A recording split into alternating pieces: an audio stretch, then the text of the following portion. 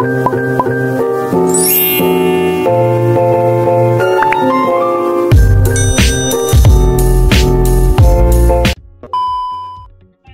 guys! Magandang umaga sa inyong lahat.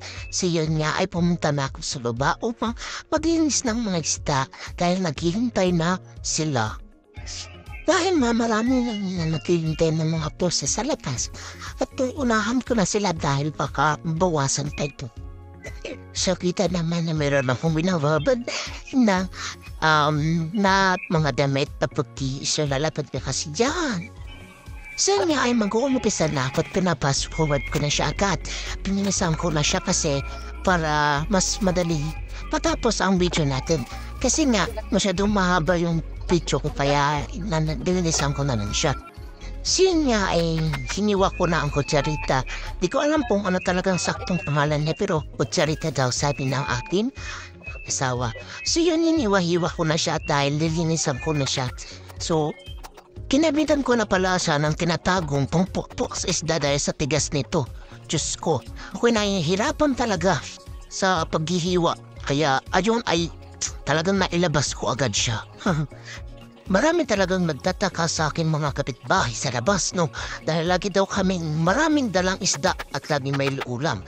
Dahil nga, syempre, hindi na natin yan may tatanggi na ang ating asawa ay nagtatrabaho sa bayan o saan marami nagtitinda ng isda at nagtitinda din ang aking asawa. So pag may mga natitirang isda, yun ang inuulam namin kaya hindi kami nahihirapan sa paghahanap ng isda.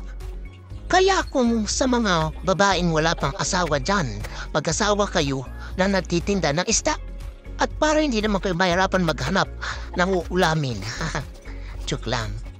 Tingnan ko na lang talaga kung hindi ka patataba niyan dahil lagi na lang isdang ulam. At least mga kumare, hindi kayo magkakasakit agad dahil hindi naman araw-araw karmi ang ulam nyo, di ba? Napakahaba talaga ang ating recording ngayon for today's video dahil nga napakahaba ng video na ito at hindi ko alam kung bakit. Ayun na nga, hindi ko kasi napapansin ang oras ng aking video. Hi, salamat at tapos. A few moments later. Ito na pala ang kinalalabasan ng ating pinaghirapang paghihiwa at paglilinis isda. At ito ay tinola ko na nga siya. So nilagyan ko siya ng pechay, kamatis, sibuyas, siyempre, sili at asin bitchin kahit ano lahat. Lahat ng mga syarsyado.